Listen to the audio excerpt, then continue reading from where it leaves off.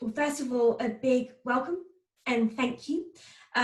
Welcome to Maritime UK Week, and this is the first webinar we're running about Meet the Commissioners. With the Maritime Skills Commission, we want to make sure we are having a two-way dialogue, and this is another way we would like to engage with the sector. I'm delighted today to have Graham Baldwin, the Chair of the Maritime Skills Commission, and a number of the commissioners on the webinar with us. We are recording this webinar, so if you do not feel comfortable being involved, feel free to turn your camera off and you can send me a private message and I can scrub your name out, because we will be sharing this as an engagement tool, and we hope to be doing a number more of these webinars. I also encourage you to share it through social media that you are involved with this if you feel comfortable, and using the hashtag Maritime UK Week, and I'll put that in the chat function. So for those of you that don't know me, my name is Chrissy Clark. I'm the Programme Manager for Diversity and Skills at Maritime UK. Maritime UK is the umbrella body representing the 5 sectors of maritime: shipping, ports, leisure marine, professional services, and engineering and science. And today is Maritime UK Week, Day 3. A number of you have been involved with some of the diversity and maritime webinars that we've been running, and obviously there is a range of virtual careers events, virtual port tours. We do really encourage you to look at the website and to get involved with a range of fantastic things that are happening. But without further ado, I'm going to hand over to Graham as the chair, and he's going to be chairing this webinar today. Thank you. Thank you very much, Chrissy, and welcome everybody. I'd like to echo Chrissy's welcome to you all. It's a great pleasure for me to chair the session, but also a great pleasure to be the chair of the Maritime Skills Commission. And I just want to introduce myself and a little bit more about the work of the Commission before I hand over to some of my colleagues. My day job, I'm the Vice Chancellor of the University of Central Lancashire, and the University of Central Lancashire is a university of over 30,000 students. We have our campus predominantly in Preston, but we also have a campus in Burnley.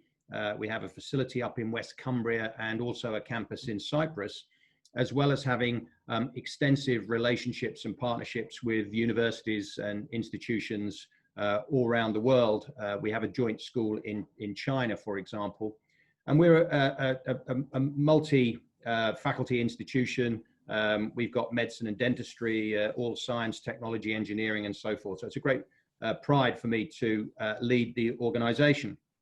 And before coming back to the University of Central Lancashire, because I was here before, I was the Vice Chancellor of a university in the South with a considerable maritime education offer. And it was through that maritime education that I got linked in and asked to, I think, become involved with the Maritime Skills Commission, which I was delighted to do. My own maritime links being relatively minimal, although I do have a grandfather who was a trawlerman out of Fleetwood, which is a source of pride for me. The Commission was first announced as part of the Maritime 2050 strategy published back in 2019. And I was announced as the chair of the Commission earlier this year in January, and we launched the Commission formally in July, and a considerable amount of work has taken place during the course of the last 12 months, and particularly accelerated over the course of the summer. We've already got a scheme of work, which is our initial scheme of work, which is to enable us to fulfill the objectives that have been laid down in the tasking letter, which we received from the Minister located in the Department for Transport.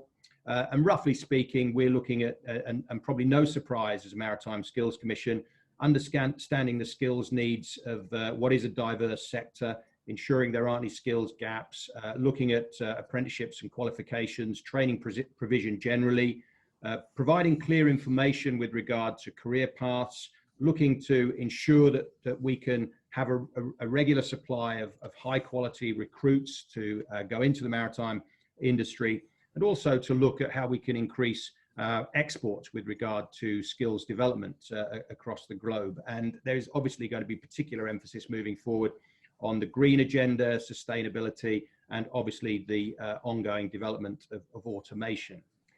I've been involved in some of this skills work in another sector, because although I've been predominantly based in universities for my entire career, I did start out as a teacher But for a mid-career secondment, I was the National Skills Research Director for the Nuclear Decommissioning Authority, where we're also looking at some of the similar issues in terms of ensuring that pipeline of skills to fulfill the industry.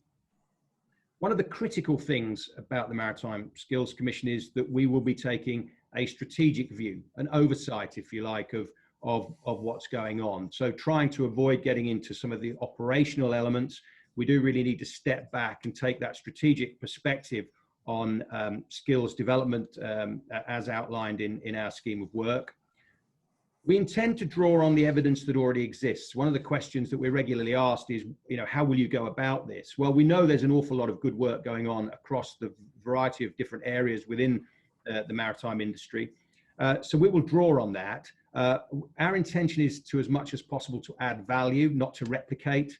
And there's no point in reinventing the wheel, because, as I say, we acknowledge there's some tremendous work already taking place across the sector. The Commission has a membership which is drawn from all the different sectors within the maritime industry. It also has regional representation, which is incredibly important. And I have to say that I've been delighted with the response from commissioners. We have got an incredibly experienced and knowledgeable commission with people who are very senior and very experienced within the maritime industry within it. And I think that is incredibly important. And I was absolutely delighted with the response. And it's been a real pleasure working with colleagues to date. I realise, though, that for a commission to be successful and effective, it needs to be of a certain size. And all of this detail and information is, by the way, available on the Maritime Skills Commission website, which you can access through the Maritime UK website. If you just Google in, actually, Maritime Skills Commission, all the detail comes up. And thank you to Chrissy for maintaining that. But beyond that, we recognise that communication is incredibly important, and that communication needs to be two-way. We'll be issuing further details about how that communication will take place, but we're already identifying stakeholder groups which we can communicate with. And one of the most important things for us moving forward will be receiving the evidence and receiving the knowledge that exists within the industry. And one of the things we'll be doing, we'll be having a variety of forums that will enable that. But twice a year, we're going to have some substantial evidence gathering sessions where colleagues from around the different sectors of the maritime industry will be invited to come and speak to us, to give their evidence, to give their perspective and point of view. And all of that information and evidence will be then collated by us and go forward to help inform the recommendations that we subsequently make. We've already published, and you'll hear more about it from one of my colleagues in a moment, in terms of the market intelligence around the labour market intelligence around the Commission. We've got our annual report due to be presented to the Department for Transport and Maritime UK in the course of the next week or so. So lots of material already beginning to come out, and we'll have more of that. And as I say, we want this two-way dialogue between ourselves and the sector, providing us with the evidence base and then enabling us to form opinions and make recommendations as outlined within the tasking letter. So from my point of view, we've got off to a good start. It's been a real pleasure, as I say, working with such experienced colleagues with such a wealth of knowledge across the maritime industry, but we recognise there's an awful lot more to be done and an awful lot of challenges that we will face, and particularly as a consequence of the impact of COVID on this industry as well as on the economy generally. And we will obviously be putting our offices towards looking at the impact that COVID-19 has had on the maritime industry and on the skills provision in particular, and what we need to do about that. So there's lots of work to do, lots of challenges, but with the quality of colleagues that we've got, I'm enthused and excited by the opportunities that the Maritime Skills Commission objectives will bring. So I think that's all I want to say at this stage, but I will now take the opportunity to introduce some of my colleagues who will then tell you a little bit about themselves and the work that they do. I think the first person I'm going to introduce probably needs very little introduction to any of you, because he's been around the maritime industry for a tremendously long time. very experienced. That's Ian Mckinnon, who is a commissioner, but also secretary to the Maritime Skills Alliance. So I'll shut up there and hand over to Ian. Thank you, Ian. Thanks very much, Graham. Are you shifting the picture, Chrissy? Don't mind, I can cope as it is.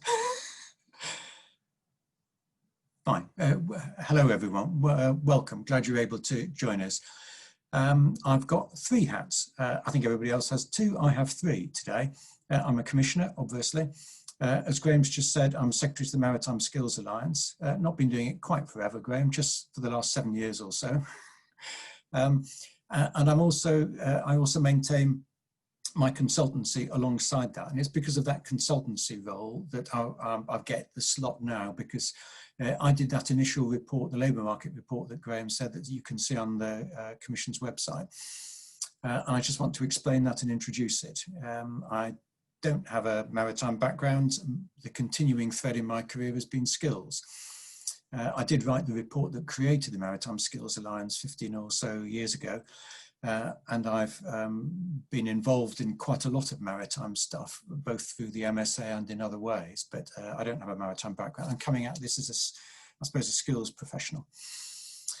For the labour market report, I'll start off just by saying what we were trying to do first, and then say something about the substance. I mean, Graham said we need to build on the evidence that already exists. So the first thing to do is to find out what already exists. Looking across the whole of the maritime sector, all 5 sectors, as Chrissy summarised, so that's ports and shipping, the leisure side, engineering, and professional services. All of that, a broad view across the sector, by and large everything that you could think of. What I was trying to do, therefore, was to identify what's already been created, both the written reports where they exist, and some parts of the sector have really good written reports, and in other cases they don't, but there are people who know what they're talking about. So I spent some time with them trying to get under the skin of what was going on. So it was more than a literature review, but absolutely not saying we've got all the answers to all the questions, because we haven't. And it was very clear.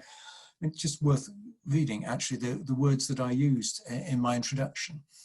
The scoping report is a bit patchy, reflecting the very variable extent to which different parts of the sector have researched their current and future skills needs. There are some excellent reports and there's some good data, but there's also big gaps covered only by anecdote and assumption. And I tried to get under the skin and find out a bit more from people who knew what they were talking about. But there's quite a lot of the sector where we just don't have terribly good information. And part of the job, therefore, was to help lay out that land for the Commission to say, this is what people think they know, this is what people don't know, this is where the gaps are. This helps the Commission, we hope, in identifying priorities, but also identifying some common threads. And I'll talk about the common threads in a minute.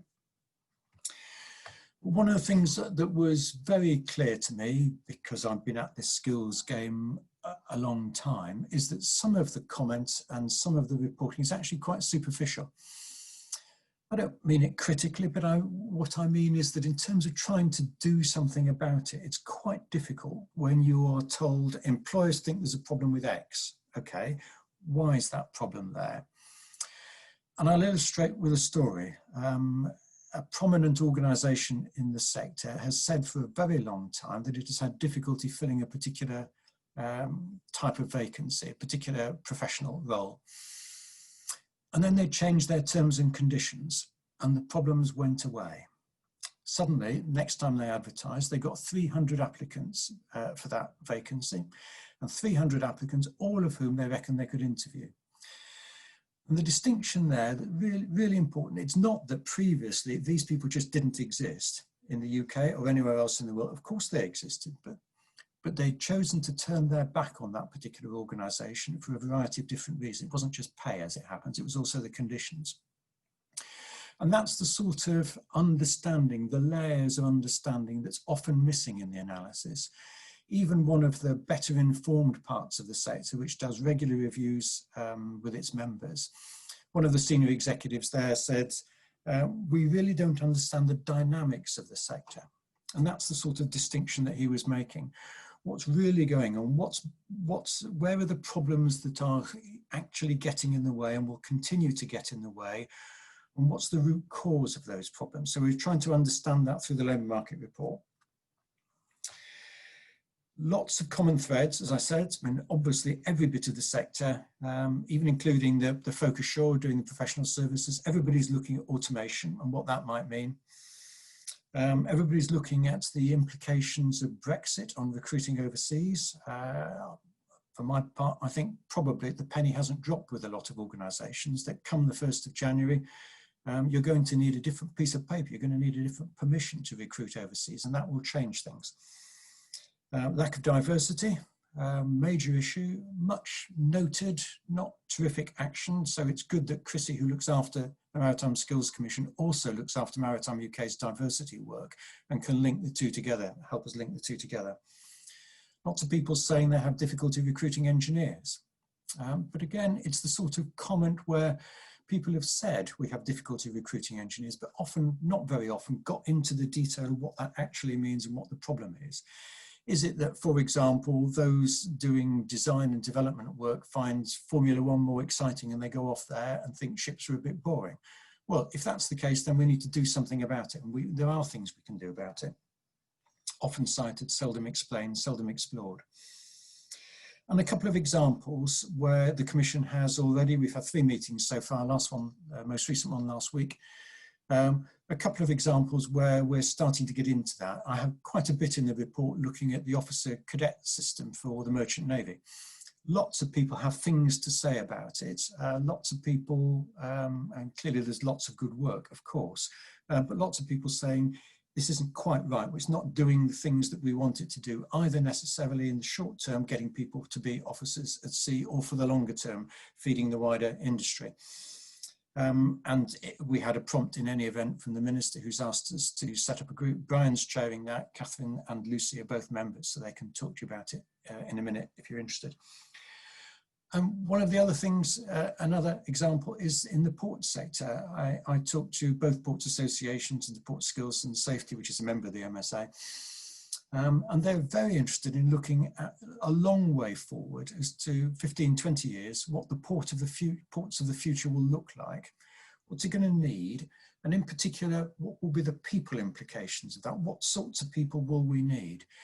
Probably we're going to need a lot more software engineers rather than hefty guys who can stick things on their back. We stopped doing that a long time ago. But the balance has changed and will continue to change. So the Commission's agreed that we'll look a long way forward at what ports are going to need, and then draw out of that what the people implications will be and the skills implications.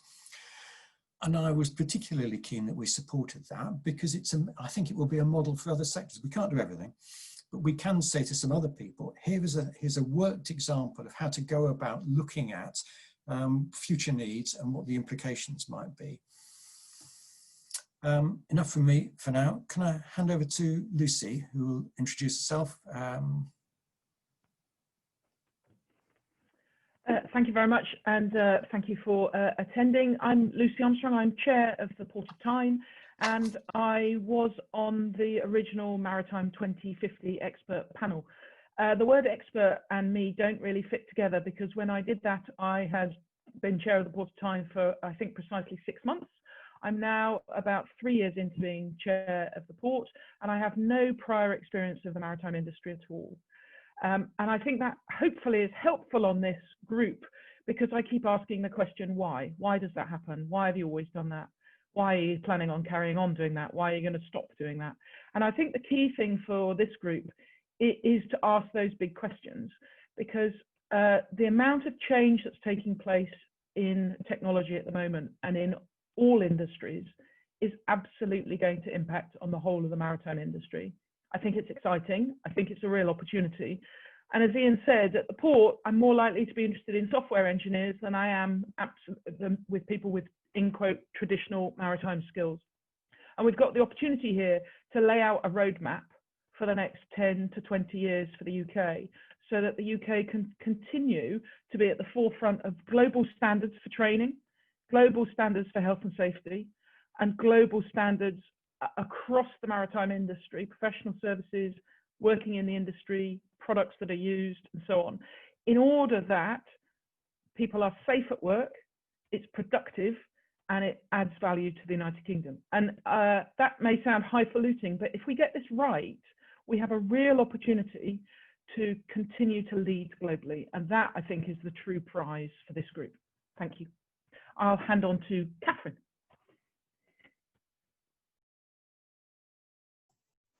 Thank you, Lucy, and welcome everybody to the webinar. And my name is Catherine Nielsen, and I'm the Director of the Merchant Navy Training Board.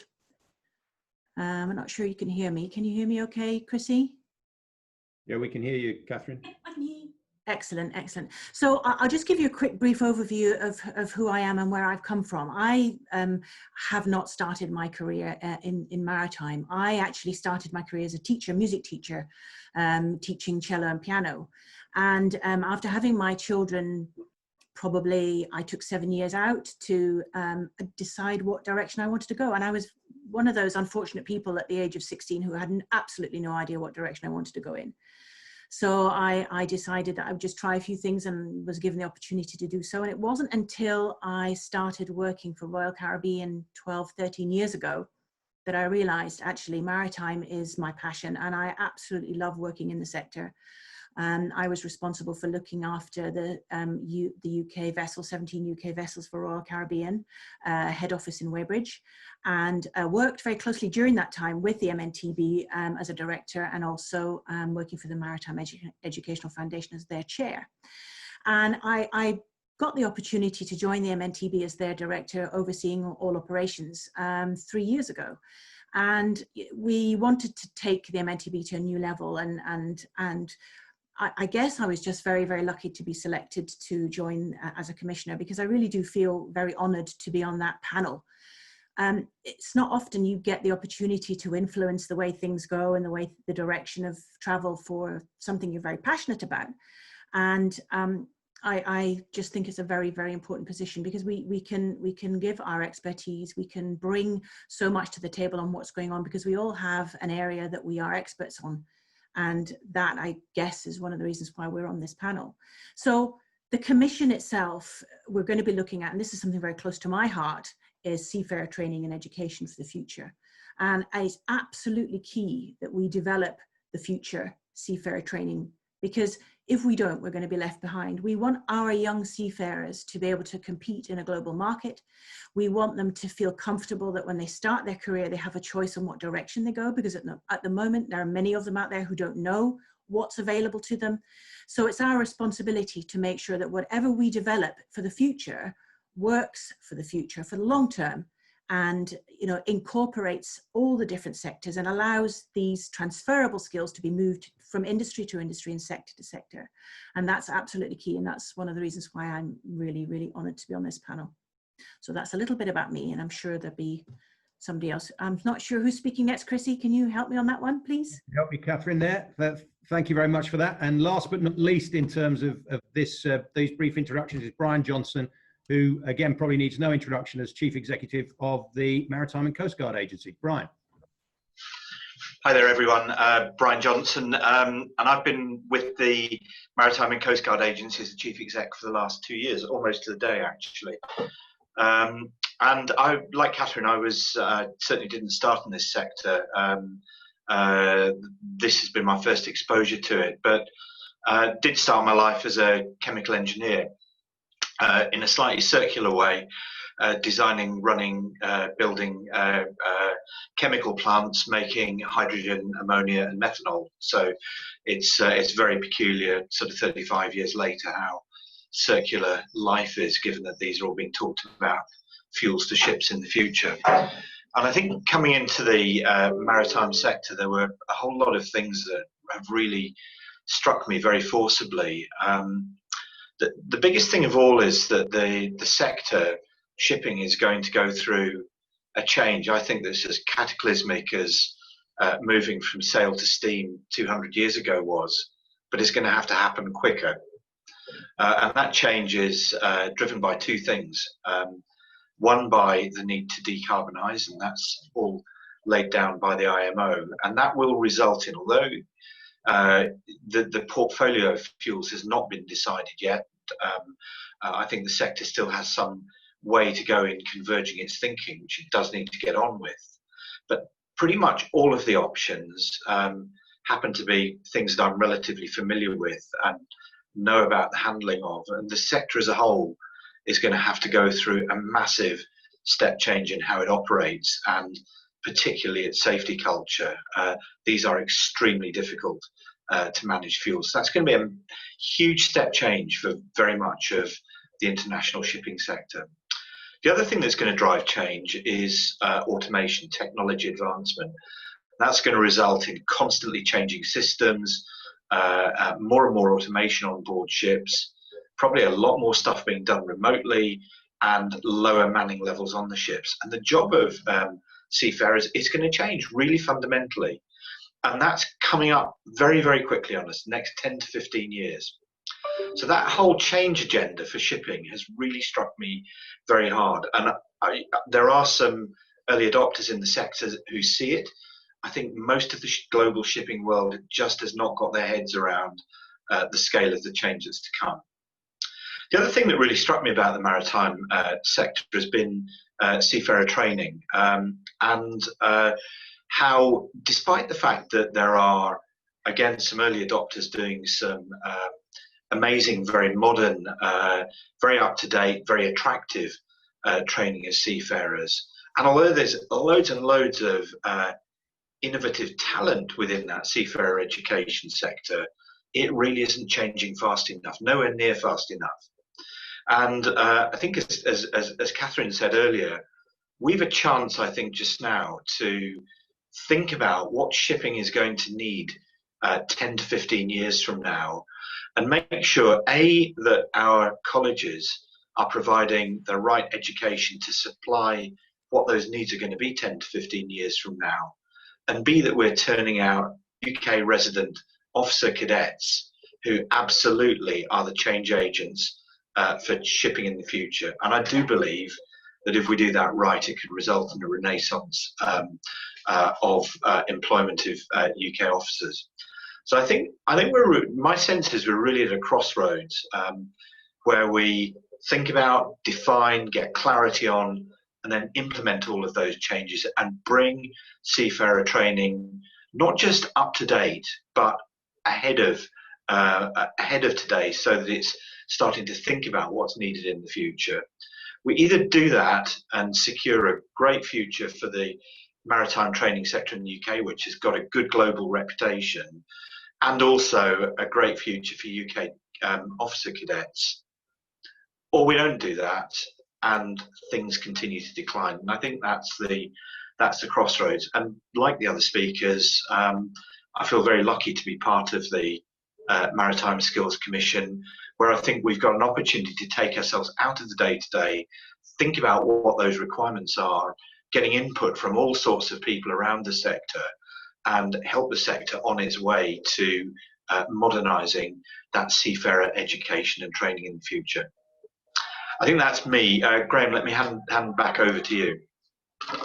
Thank you very much, Brian, and thank you, colleagues. I think you all very eloquently put across the challenge that the Commission faces, and also the excitement that is potentially there in terms of the opportunities and the privilege, therefore, it is to serve as a Commissioner.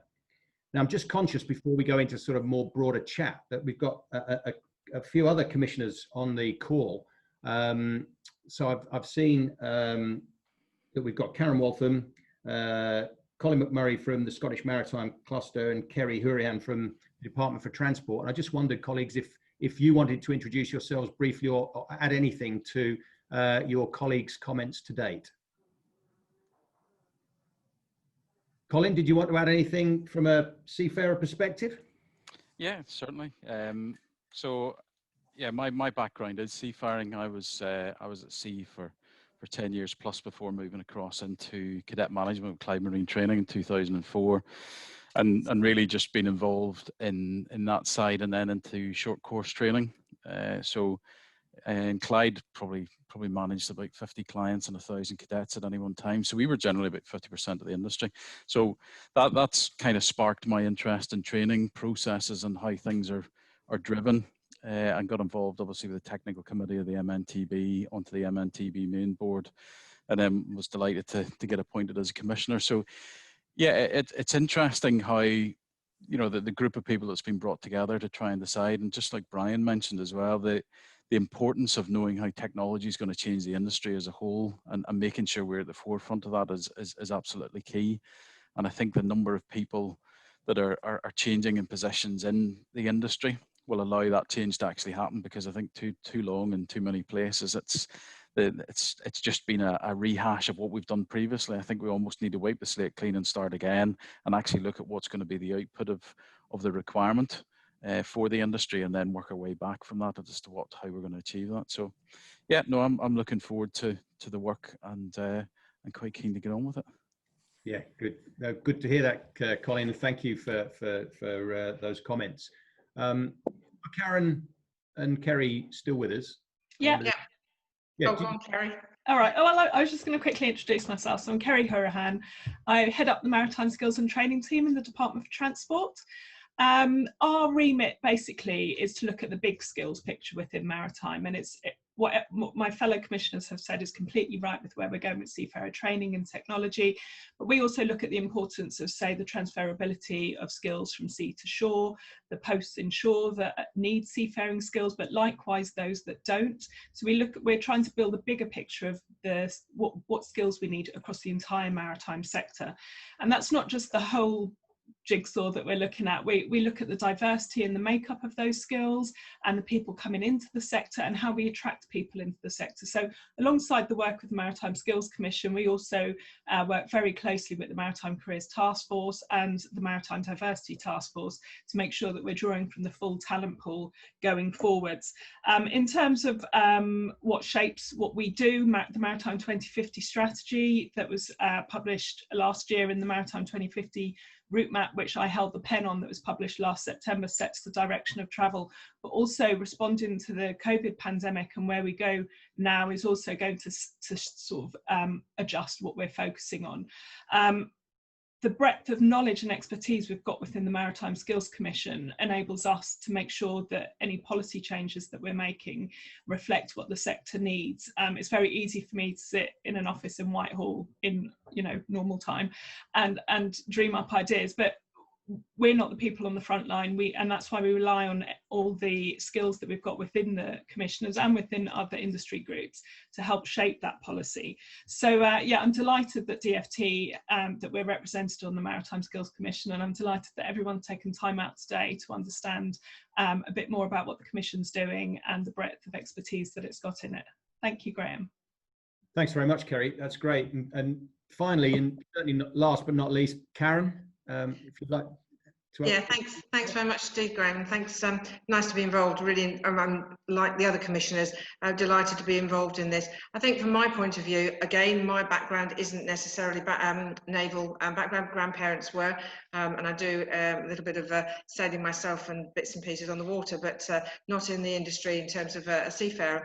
However, my background is HR. Pure HR, professional HR, and I think my interest came in when I joined AET, which is part of MISC in the Petronas group 14 years ago, and understanding that sea and shore didn't mix, and where was the mix, how did this not happen, so talent pipelines, etc. So real interest, and you know, the word passion Catherine used, and I use it all the time. The interest is people. The interest is actually getting the industry to think about things. And from an HR point of view, we talk about attracting, developing, maintaining and retaining people in a business or in an industry. And I think every single element for us, so workforce planning going forward, I'm used to planning 25 years ahead for some organisations, so we as an industry do need to be looking that far ahead. So my involvement more recently has been involved in anything from attracting people in, to development of leadership, etc., and going all the way through. So sea to shore, the whole piece for me interests me, and I'm absolutely delighted. And as others have said, having the opportunity to be a voice and making sure that change is accepted and understood, that it is needed in order that we have the industry going forward is a real privilege. But I'm delighted and excited by the opportunity, really excited. So thank you, Graham. Thank you. Thank you, Karen. No, from my point of view, it's great to have so many commissioners on the call this morning, and about half of us are here, and I say the details of our colleagues are also on the website. I think that leads nicely into our discussion, because Kerry was talking about the fact that the Skills Commission is there to focus across the entirety of the maritime industry, and that's why we've got membership of the Commission from all of the different sectors.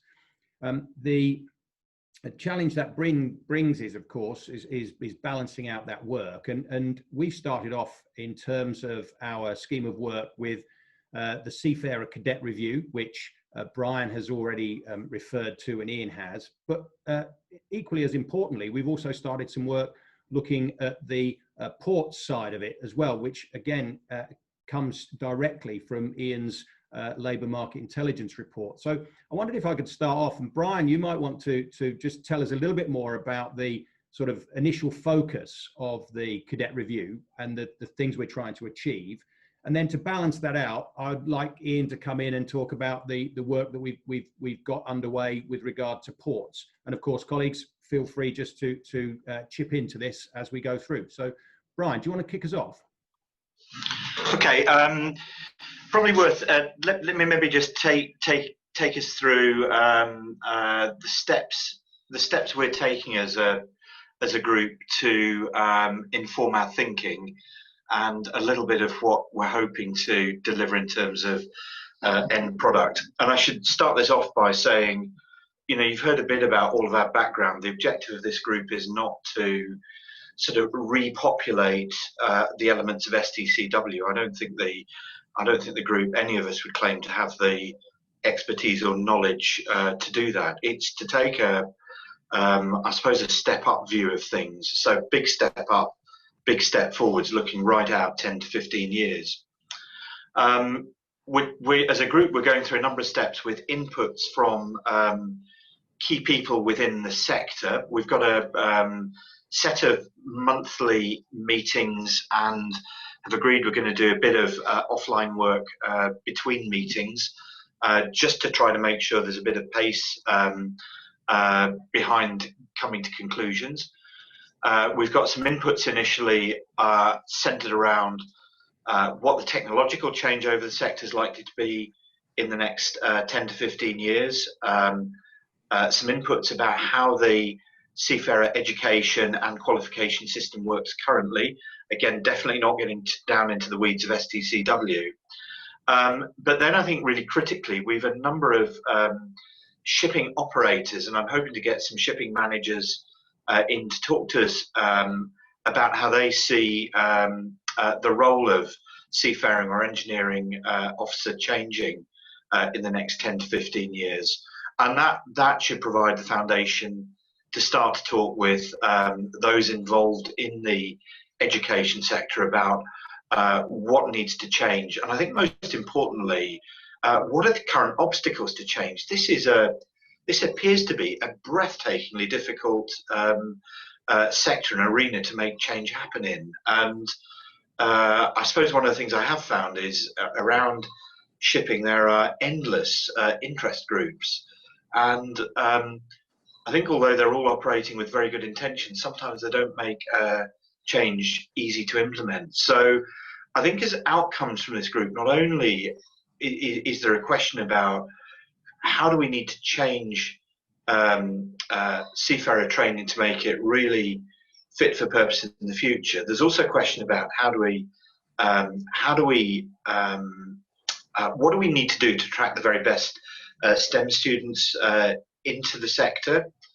And in my mind, most importantly, what are the barriers to change, and how do we overcome those barriers, and how do we oversee things so that we can be assured that the change starts to gather the pace and heads in broadly the right direction, as those who know far more about the detail of a seafarer's life and what that person needs fills in the details. Thanks. I think that's my piece, Graham. Yeah, no, it's great. And you've obviously established a subgroup to help you do that work, and that will feed into the full commission in terms of its recommendation.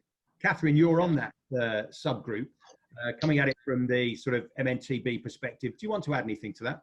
Yes, thanks, Graham. I think the MNTB is doing some independent work on this already, but I think one of the biggest things that it's uncovered so far is the fact that, first of all, there's more to ships than shipping, whether we like it or not. You know, I know shipping plays an enormous part in our sector, but, you know, we need to develop links to other sectors and other parts of this industry that we can then help and populate future positions, because, you know, we have the skills and, you know, we will develop the Seafarer Training model to incorporate the flexibility to be able to move internally and externally from ship to shore as well. That's one of the big factors for us.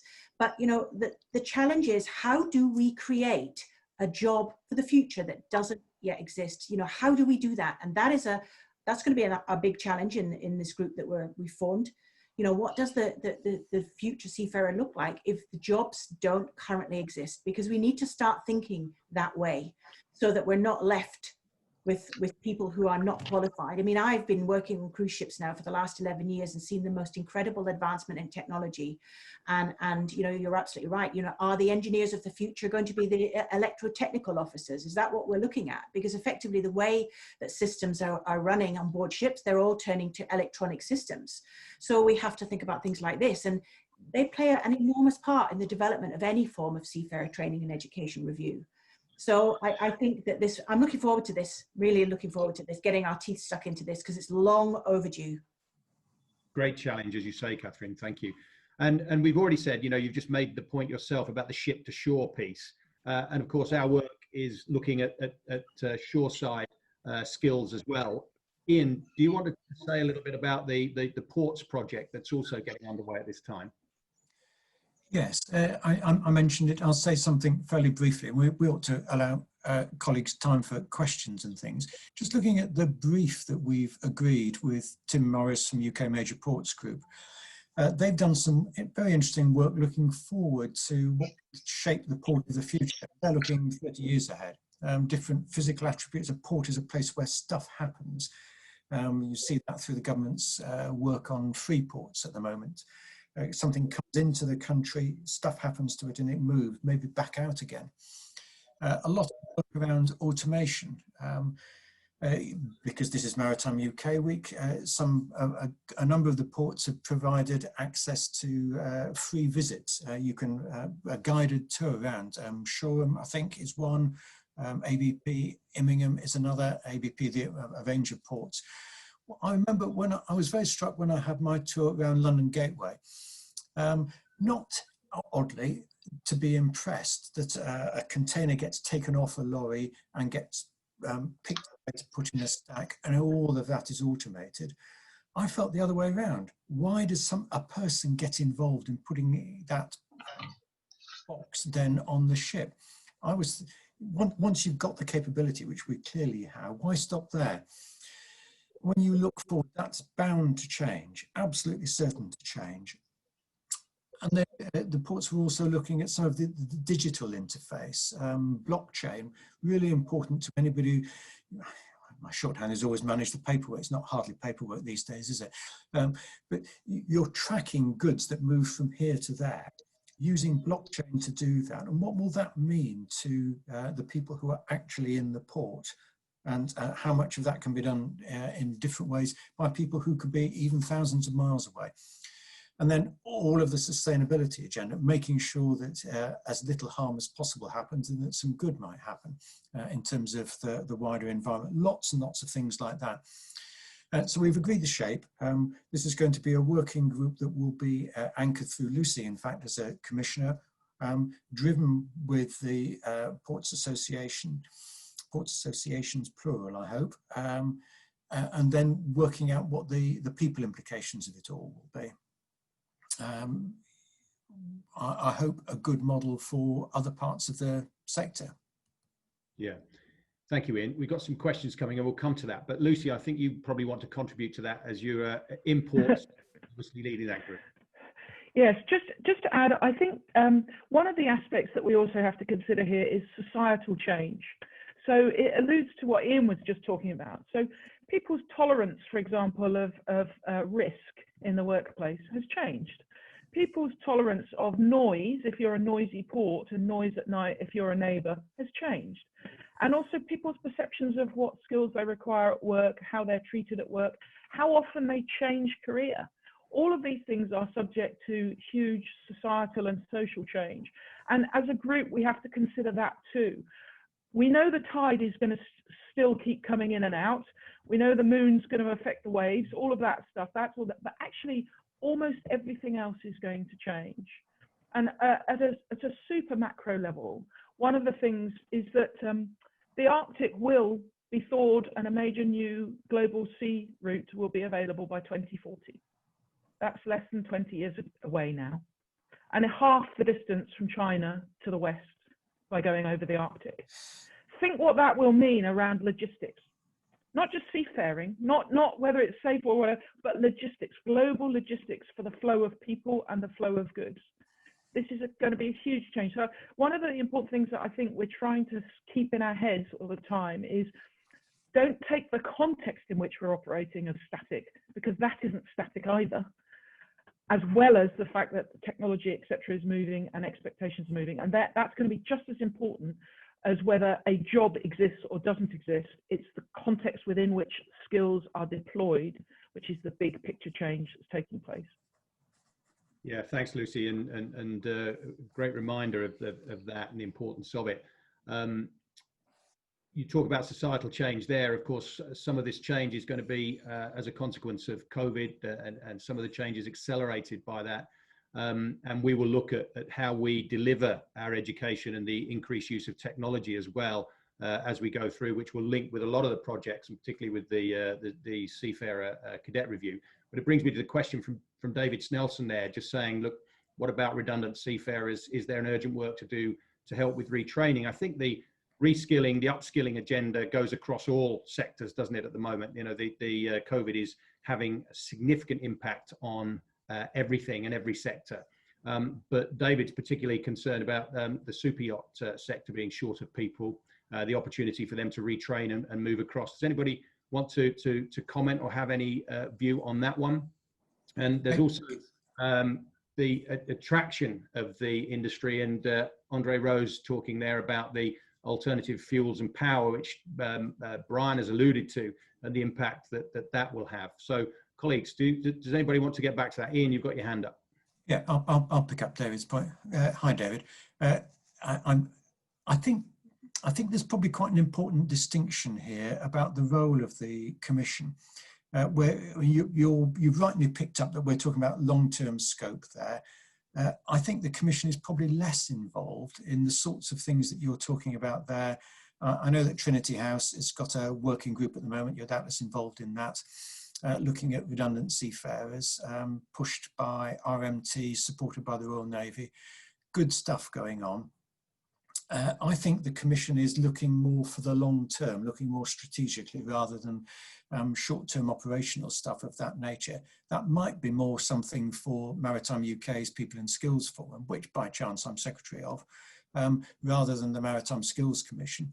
But it's very early days, and Graham might want to comment on the way I've just said that, because the Commission's had 3 meetings.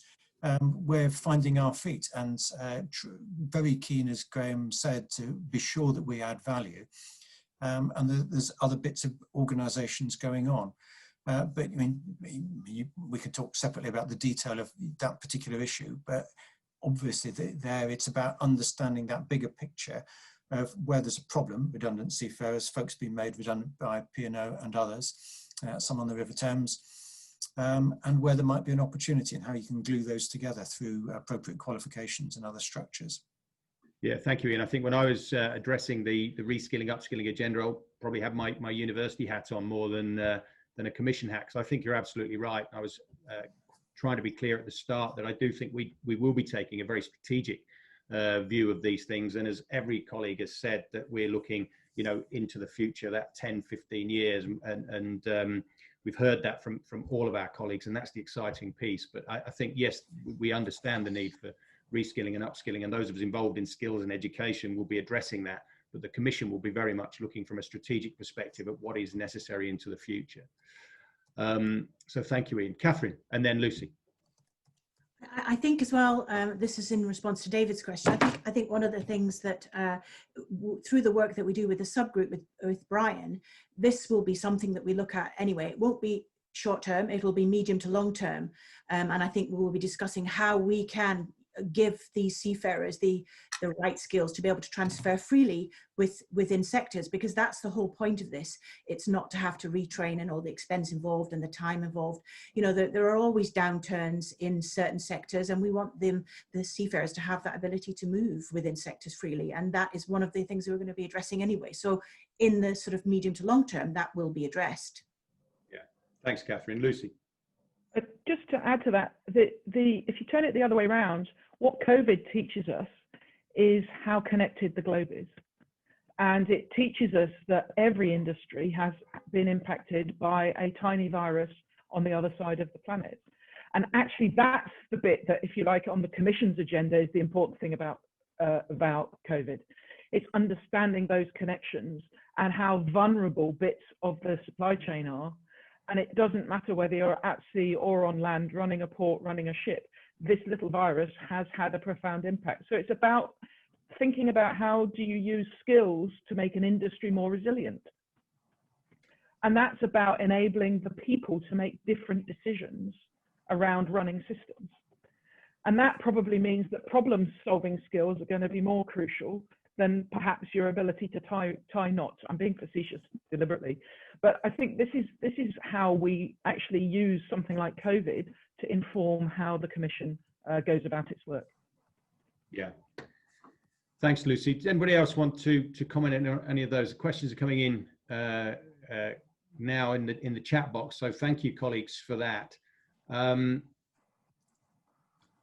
Just reading them. So yeah, I mean, question there from Gordon.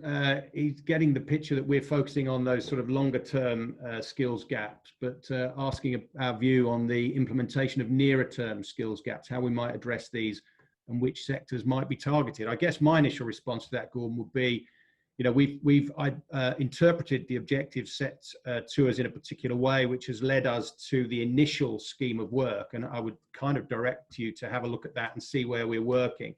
And then we're going to sort of seek further advice and evidence that will give us the information in terms of that, then sort of looking out a little bit further from that and evolving that scheme of work. And we've been talking about doing more census gathering as well on a fairly regular basis, because Ian has said, you know, we've got an understanding of the labour market at the moment, but that's changing all the time. And of course, as we just said, probably accelerated by COVID, as well as the technological and environmental change that we know is going along with it. So we'll need to continue to keep up on that. Brian, I think you wanted to add something to that.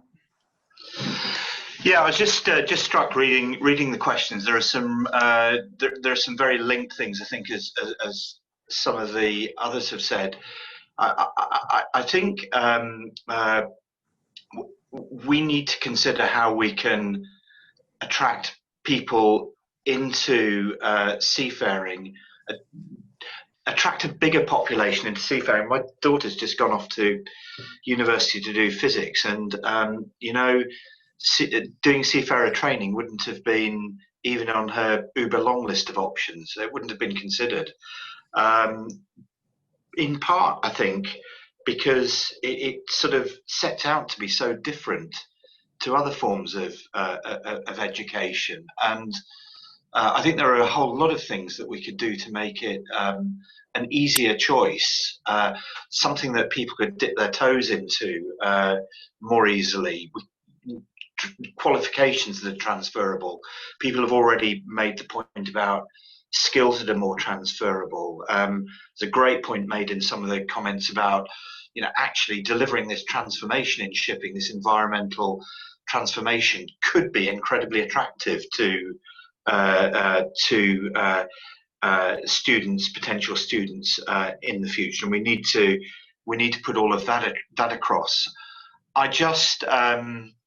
I think there are some aspects of how we do things today that mean we're just not pulling in people who are casually interested in it, because they sort of almost have to be 100% committed to it as a career to get into the education process at the beginning. And I know I wasn't 100% committed to my career choice when I made the decision to do what I did at university, and I guess an awful lot of students find that as well. I think we've just got to make it easier for people. I think that's true, Brian, at all levels. I think we have an education system that makes us make decisions very early, doesn't it, in terms of what A-level choices you take, and then potentially restricting the careers that you can ultimately go into. I think it's worth reminding others that the Commission does have senior Royal Navy representation from the Second Sea Lord, which is tremendous. And I think there's an opportunity for us to consider how we pull together recruitment into both Merchant Navy and Royal Navy. And I know that those conversations are taking place more broadly, and I think that's quite an exciting dimension. Of course, at the moment, often students do their degree and then make a choice with regard to Royal Navy training. In fact, my youngest son, who did a politics degree, has just been accepted for his Royal Navy training next year. So, but it'll be interesting to start pulling some of those ideas together. So the Commission is, again, well established to at least have some of those conversations. Thank you.